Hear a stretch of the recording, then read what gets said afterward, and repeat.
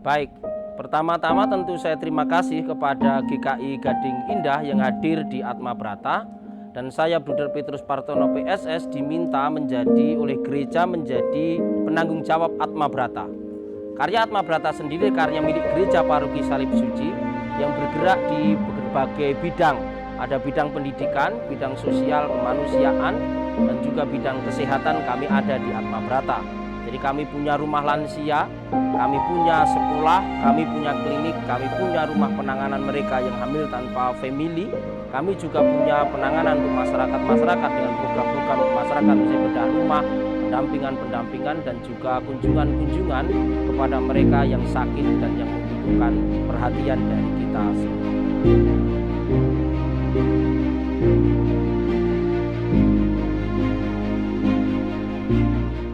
Jadi saya kenal Bu Susan itu tidak sengaja, saya juga tidak tahu, tiba-tiba ada orang, salah satu donatur Atma Brata itu yang memperhatikan kita, itu mengatakan, "Bruder, saya punya teman namanya Bu Susan, itu punya perhatian untuk anak yang mengalami autis dan tidak mendapat perhatian. Apa Bruder mau ketemu sama dia?" Lalu saya diajak oleh salah satu orang ini pergi ke tempat pelayanan Ibu Susan atau sekolah Ibu Susan itu. Lalu terjadi komunikasi, ngobrol-ngobrol.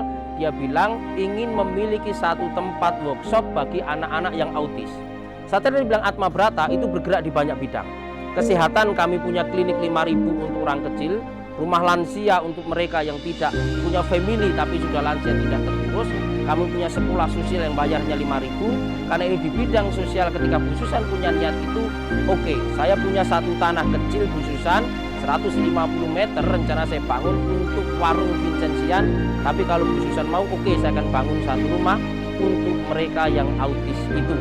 Maka lalu perjumpaan itu, Bu Susan membawa Ibu Pendeta hadir di Atma Brata, ngobrol sama saya. Ternyata saya sudah mulai dulu. Jadi ketika Bu Susan punya ide, saya mulai bangun ini, 2 lantai ini. Saya bilang ini bisa jadi workshopnya anak-anak yang autis.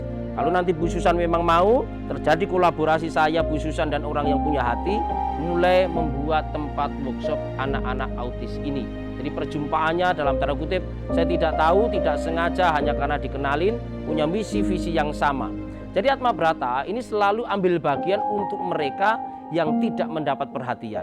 Kami juga sedang membangun satu rumah, namanya rumah ODGJ, orang dengan gangguan jiwa, 1.600 meter dan satu rumah duka yang ada di situ.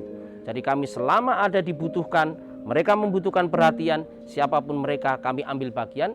Ketika Bu Susan punya keinginan untuk itu dan kami juga punya hati, mari kita ambil tindakan untuk membangun rumah workshop bagi mereka yang autis itu. Jadi perkenalan ini mungkin rencana Allah. Saya tidak tahu Allah punya rencana, dipertemukan satu visi, satu misi, mari kita melakukan tindakan yang sama untuk mengangkat martabat manusia, khususnya mereka yang membutuhkan, teristimewa mereka yang mengalami autis dan belum mendapatkan penanganan itu.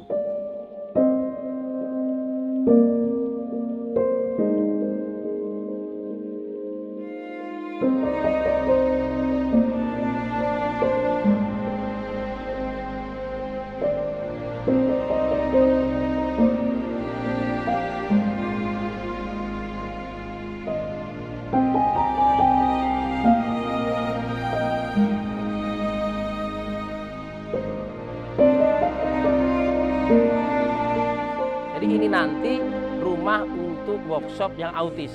Ini kan bisa kalau di bawah, ini katakan 7 kali 9. Ini bisa katakan 8 orang, 2 lantai 16 orang.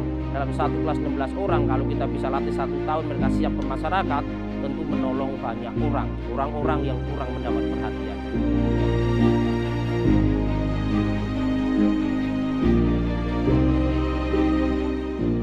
Januari rumah sudah jadi, kalau sudah jadi mau bikin apa aja kan bisa. Ketika rumah sudah jadi, Bu Susan sama kita bisa komunikasi membangun, mari ada yang autis mulai kita latih. Mau 1, mau 2, karena satu kehidupan pun sama dengan seluruh dunia. Jadi ketika bisa nunggu 1 autis, 2 autis, 3 autis, bisa semakin banyak autis, tentu bisa memberi harapan banyak.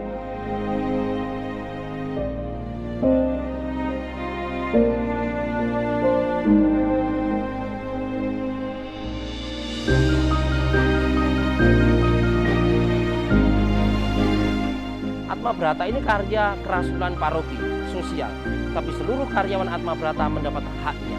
mendapat nilainya dari apa yang dikerjakan dengan uang saku yang saya bisa bilang adalah UMR. Tentu operasional dibutuhkan untuk pelayanan-pelayanan khususnya untuk mereka yang autis ini nanti. Tentu peran serta banyak orang, peran serta pribadi-pribadi, instansi-instansi, dan tentu gereja yang juga punya misi menyelamatkan banyak jiwa, tentu juga diharapkan ambil bagian dalam karya-karya seperti ini.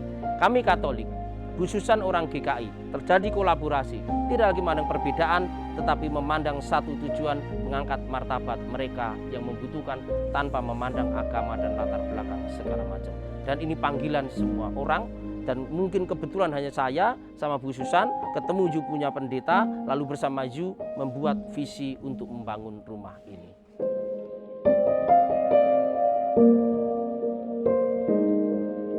Untuk membangun hidup orang lain, membangun partisipasi, terlibat dalam karya kemanusiaan dimanapun juga, wajah gereja harus hadir dalam diri orang miskin. Terima kasih, Tuhan memberkati kita semua.